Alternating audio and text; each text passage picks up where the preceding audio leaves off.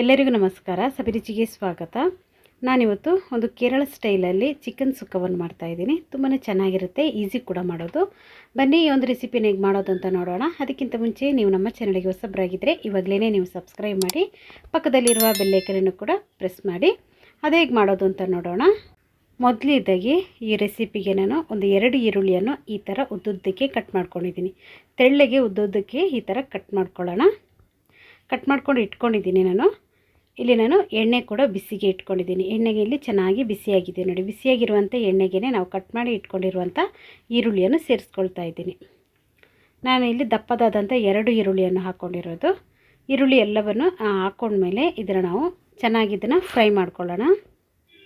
Fry ಮಾಡಬೇಕಾದ್ರೆ ನೋಡಿ ಈ ಥರ ನೀವು ಇದನ್ನು ಚೆನ್ನಾಗಿ ತಿರುಗಿಸ್ತಾನೆ ಇರಬೇಕು. ಯಾಕೆ ಗೊತ್ತಾ, ಇದು ಹಾಗೆ ನಾವು ಬಿಟ್ಟರೆ ಒಂದೇ ಕಡೆ ಚೆನ್ನಾಗಿ ಫ್ರೈ ಆಗುತ್ತೆ, ಇನ್ನೊಂದು ಕಡೆ ಫ್ರೈ ಆಗೋಲ್ಲ. ಅದಕ್ಕೆ ನಾವು ಈ ಥರ ತಿರುಗಿಸ್ತಾ ಇದ್ದರೆ ಎಲ್ಲ ಕಡೆಯೂ ಒಂದೇ ಥರ ಫ್ರೈ ಆಗುತ್ತೆ. ಇದು ನೋಡಿ, ಇದು ಕಲರ್ ಕೂಡ ಇಲ್ಲಿ ಚೇಂಜ್ ಆಗ್ತಾಯಿದೆ ನೋಡಿ.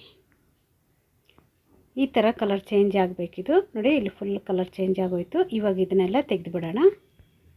ಇಷ್ಟಾದರೆ ಸಾಕು. ಎಲ್ಲ ಈರುಳ್ಳಿನೂ ಚೆನ್ನಾಗಿ ಫ್ರೈ ಆಗಿದೆ ನೋಡಿ.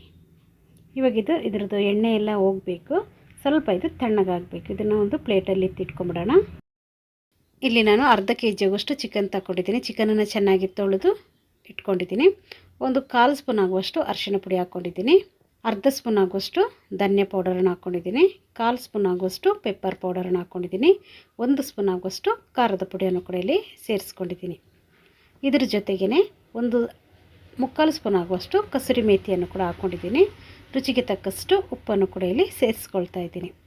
ಇವಾಗ ಇವೆಲ್ಲವನ್ನು ಹಾಕ್ಕೊಂಡ್ಮೇಲೆ ಇದ್ರ ಜೊತೆಗೇ ನಾನು ಗರಂ ಮಸಾಲೆಯನ್ನು ಒಂದು 1/4 ಸ್ಪೂನ್ ಆಗುವಷ್ಟು ಹಾಕ್ಕೊಳ್ತಾ ಇದ್ದೀನಿ. ಅರ್ಧ ನಿಂಬೆಹಣ್ಣನ್ನು ಕೂಡ ಇಲ್ಲಿ ನಾನು ಹಿಂಡ್ಕೊಳ್ತಾ ಇದ್ದೀನಿ ನೋಡಿ.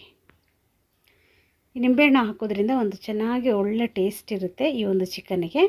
ನಾವು ಫ್ರೈ ಮಾಡಿ ಇಟ್ಕೊಂಡಿರುವಂಥ ಈರುಳ್ಳಿ ಇದೆ ನೋಡಿ, ಅದನ್ನು ಕೂಡ ಇವಾಗ ನಾವು ಇಲ್ಲಿ ಸೇರಿಸ್ಕೊಂಬಿಡೋಣ. ಈರುಳ್ಳಿಯನ್ನು ಹಾಕ್ಕೊಂಡಿದ್ದನ್ನು ಚೆನ್ನಾಗಿ ಮಿಕ್ಸ್ ಮಾಡ್ಕೋಬೇಕು. ಇದ್ರ ಜೊತೆಗೇ ನಾನು ಒಂದು ಅರ್ಧ ಸ್ಪೂನ್ ಆಗುವಷ್ಟು ಶುಂಠಿ ಬೆಳ್ಳುಳ್ಳಿ ಪೇಸ್ಟನ್ನು ಕೂಡ ಇವಾಗ ನಾನು ಇಲ್ಲಿ ಸೇರಿಸ್ಕೊಳ್ತಾ ಇದ್ದೀನಿ. ಹಾಕ್ಕೊಂಡು ಇದನ್ನು ಚೆನ್ನಾಗಿ ಮಿಕ್ಸ್ ಮಾಡ್ಕೊಳ್ಳೋಣ. ಖಾರದ ಪುಡಿನೂ ಅಷ್ಟೇ, ನಿಮಗೆ ಖಾರ ಜಾಸ್ತಿ ಬೇಕಂದರೆ ನೀವಿಲ್ಲಿ ಖಾರದ ಪುಡಿಯನ್ನು ಜಾಸ್ತಿ ಹಾಕ್ಕೋಬೋದು. ಇವಾಗ ಈರುಳ್ಳಿ ಇವೆಲ್ಲವನ್ನು ಚೆನ್ನಾಗಿ ಮಿಕ್ಸ್ ಮಾಡ್ಕೋಬೇಕು. ಮಿಕ್ಸ್ ಮಾಡ್ಕೊಂಡಾದ್ಮೇಲೆ ಇದನ್ನು ನಾನು ಮುಚ್ಚಳ ಮುಚ್ಚಿ 1 ಗಂಟೆ ಆದರೂ ನಾವು ಇದನ್ನು ಹಾಗೆ ಇಡಬೇಕು. ಆವಾಗ ಚಿಕನಲ್ಲಿ ಚೆನ್ನಾಗಿ ಉಪ್ಪು ಖಾರ ಎಲ್ಲ ಎಳೆದಿರುತ್ತೆ. ಮುಚ್ಚಳ ಮುಚ್ಚಿ ಇದನ್ನು ಇಟ್ಬಿಡೋಣ. ಇವಾಗ ಇಲ್ಲೊಂದು ಪ್ಯಾನ್ ಕೂಡ ನಾನಿಲ್ಲಿ ಬಿಸಿಗೆ ಇಟ್ಕೊಂಡಿದ್ದೀನಿ ನೋಡಿ. ಇದಕ್ಕೆ 1 ಸ್ಪೂನ್ ಆಗುವಷ್ಟು ಬಟರನ್ನು ಹಾಕ್ಕೊಂಡಿದ್ದೀನಿ. ಬಟರ್ ಬದಲಿಗೆ ನೀವು ಎಣ್ಣೆಯನ್ನು ಕೂಡ ಇಲ್ಲಿ ನೀವು ಸೇರಿಸ್ಕೋಬೋದು. ಬಟರನ್ನು ಹಾಕ್ಕೊಂಡು ಚೆನ್ನಾಗಿದ್ದು ಕರಗಿದ ಮೇಲೆ ಇದ್ರ ಜೊತೆಗೇ ಒಂದು ಏಲಕ್ಕಿ, 2 ಲವಂಗ, ಒಂದು ಅರ್ಧ ಸ್ಪೂನ್ ಆಗೋಷ್ಟು ಸೋಂಪನ್ನು ಹಾಕ್ಕೊಂಡಿದ್ದೀನಿ. ಮ್ಯಾರಿನೇಟ್ ಆಗಿರುವಂಥ ಈ ಚಿಕನನ್ನು ಕೂಡ ಇವಾಗ ನಾವಿಲ್ಲಿ ಈ ಒಗ್ಗರಣೆಗೆ ಹಾಕ್ಕೊಳ್ಳೋಣ. ಈ ಬಟರ್ ಜೊತೆ ಈ ಚಿಕನನ್ನು ಚೆನ್ನಾಗಿ ಫ್ರೈ ಮಾಡ್ಕೋಬೇಕು. ತುಂಬಾ ಚೆನ್ನಾಗಿರುತ್ತೆ. ನಿಮಗೆ ಬಟರ್ ಇಷ್ಟ ಇಲ್ಲದವರು ನೀವು ಇಲ್ಲಿ ಎಣ್ಣೆಯನ್ನು ಹಾಕ್ಕೋಬೋದು, ಇಲ್ಲಾಂದರೆ ಅದ್ರ ಬದಲಿಗೆ ತುಪ್ಪವನ್ನು ಕೂಡ ನೀವು ಹಾಕ್ಕೊಂಡು ಇಲ್ಲಿ ಮಾಡ್ಕೋಬೋದು. ಇವಾಗ ಇದನ್ನು ಚೆನ್ನಾಗಿ ಫ್ರೈ ಮಾಡ್ಕೊಳ್ಳೋಣ ನೋಡಿ. ಒಂದು 2 ನಿಮಿಷ ಇದನ್ನು ಚೆನ್ನಾಗಿ ಈ ಥರ ಫ್ರೈ ಮಾಡ್ಕೋಬೇಕು. ಇವಾಗ ಇದನ್ನು ನಾವು ಮುಚ್ಚಳ ಮುಚ್ಚಿ ಇಟ್ಬಿಡೋಣ. ಒಂದು 5 ನಿಮಿಷ ನಾವು ಇದನ್ನು ಚೆನ್ನಾಗಿ ಮುಚ್ಚಳ ಮುಚ್ಚಿ ಇಟ್ಬಿಡಬೇಕು. ಚೆನ್ನಾಗಿದು ಕುದಿ ಬರಬೇಕು. ಇವಾಗ ನೋಡಿ ಒಂದು 5 ನಿಮಿಷ ಇದನ್ನು ಚೆನ್ನಾಗಿ ಫ್ರೈ ಮಾಡ್ಕೊಂಡಿದ್ದೀನಿ. ಇವಾಗ ನಾನು ಇದಕ್ಕೆ 1 ಕಪ್ ಆಗುವಷ್ಟು ನೀರನ್ನು ಹಾಕ್ಕೊಳ್ತಾ ಇದ್ದೀನಿ. ನೀರನ್ನು ಹಾಕ್ಕೊಂಡೊಮ್ಮೆ ಇದನ್ನು ಚೆನ್ನಾಗಿ ಮಿಕ್ಸ್ ಮಾಡ್ಕೊಳ್ಳೋಣ. ಈ ನೀರಲ್ಲಿ ಚೆನ್ನಾಗಿ ಈ ಚಿಕನ್ ಸಾಫ್ಟ್ ಆಗೋವರೆಗೂ ಚೆನ್ನಾಗಿ ಬೇಯಬೇಕು. ಗ್ರೇವಿ ಚೆನ್ನಾಗಿ ಬಿಟ್ಕೋಬೇಕು ಈ ಚಿಕನಲ್ಲಿ. ಇವಾಗ ಚೆನ್ನಾಗಿ ನೀರನ್ನೆಲ್ಲ ಹಾಕ್ಕೊಂಡೊಮ್ಮೆ ಮಿಕ್ಸ್ ಮಾಡ್ಕೊಂಡಿದ್ದೀನಿ. ಇವಾಗ ಮತ್ತೆ ಇದನ್ನು ನಾವು ಚೆನ್ನಾಗಿ ಬೇಯಲಿಕ್ಕೆ ಬಿಡೋಣ. ಮುಚ್ಚಳ ಮುಚ್ಚಿ ಇದನ್ನು ಚೆನ್ನಾಗಿ ಬೇಯಿಸ್ಕೋಬೇಕು. ಇವಾಗ ನೋಡಿ ಚಿಕನಲ್ಲಿರುವ ನೀರೆಲ್ಲ ಚೆನ್ನಾಗಿ ಬಿಟ್ಕೊಂಡು ಇದು ಸ್ವಲ್ಪ ತಿಕ್ಕಾಗಿ ಗ್ರೇವಿ ಆಗಿದೆ ನೋಡಿ. ಈ ಥರ ತಿಕ್ಕಾಗಿ ಆಗಬೇಕು. ಇನ್ನೂ ಸ್ವಲ್ಪ ಇದನ್ನು ನಾವು ಚೆನ್ನಾಗಿ ಇಂಬ್ರಕೋಬೇಕು. ಮತ್ತು ಚಿಕನ್ನು ಕೂಡ ಇವಾಗ ಬೆಂದಿಲ್ಲ, ಒಂದು ಅರ್ಧ ಭಾಗದಷ್ಟು ಬೆಂದಿದೆ ಅಷ್ಟೇ. ಮತ್ತು ಇನ್ನೂ ಸ್ವಲ್ಪ ಹೊತ್ತು ನಾವು ಇದನ್ನು ಬೇಯಿಸ್ಕೋಬೇಕು ನೋಡಿ. ಚೆನ್ನಾಗಿ ಇದನ್ನು ಮಿಕ್ಸ್ ಮಾಡ್ಕೊಂಡಿದ್ದೀನಿ.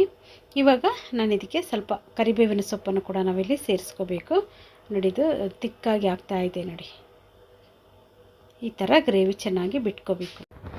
ಇವಾಗ ನಾನು ಇದಕ್ಕೆ ಸ್ವಲ್ಪ ಕರಿಬೇವಿನ ಸೊಪ್ಪನ್ನು ಕೂಡ ಹಾಕ್ಕೊಳ್ತಾ ಇದ್ದೀನಿ. ಈ ಕರಿಬೇವಿನ ಸೊಪ್ಪನ್ನು ಹಾಕೋದ್ರಿಂದ ನಮಗೊಂದು ಒಳ್ಳೆ ಫ್ಲೇವರ್ ಕೊಡುತ್ತೆ ಈ ಒಂದು ಸುಕ್ಕಾಗೆ, ಚಿಕನ್ ಸುಕ್ಕಾಗೆ. ಅದರಿಂದ ನಾನಿಲ್ಲಿ ಕರಿಬೇವಿನ ಸೊಪ್ಪನ್ನು ಹಾಕ್ಕೊಂಡಿದ್ದೀನಿ. ಹಾಕ್ಕೊಂಡು ಇದನ್ನೊಮ್ಮೆ ಚೆನ್ನಾಗಿ ಮಿಕ್ಸ್ ಮಾಡ್ಕೊಳ್ಳೋಣ. ಇದಕ್ಕೆ ತೆಂಗಿನಕಾಯನ್ನು ಕೂಡ ಹಾಕ್ಕೊಳ್ತಾರೆ, ಆದರೆ ನಾನಿಲ್ಲಿ ತೆಂಗಿನಕಾಯನ್ನು ಹಾಕ್ಕೊಳ್ಳಿಲ್ಲ, ಹಾಗೆಯೇ ಮಾಡಿದ್ದೀನಿ. ನೋಡಿ, ಇಲ್ಲಿ ಚಿಕನ್ ಕೂಡ ಚೆನ್ನಾಗಿ ಬೆಂದಿದೆ ನೋಡಿ, ಸಾಫ್ಟಾಗಿ ಬೆಂದಿದೆ ನೋಡಿ. ಈ ಥರ ಚೆನ್ನಾಗಿ ಚಿಕನ್ ಬೇಯಬೇಕು.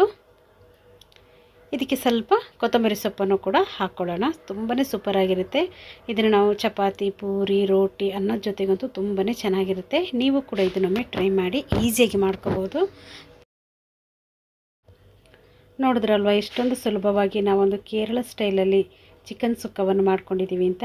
ಈ ವಿಡಿಯೋ ನಿಮಗೆ ಇಷ್ಟ ಆಯಿತು ಅಂದರೆ ಲೈಕ್ ಮಾಡಿ, ಶೇರ್ ಮಾಡಿ, ಸಬ್ಸ್ಕ್ರೈಬ್ ಮಾಡಿ. ವಿಡಿಯೋ ನೋಡಿದ್ದಕ್ಕಾಗಿ ಧನ್ಯವಾದಗಳು. ನಾನು ಸಬಿ.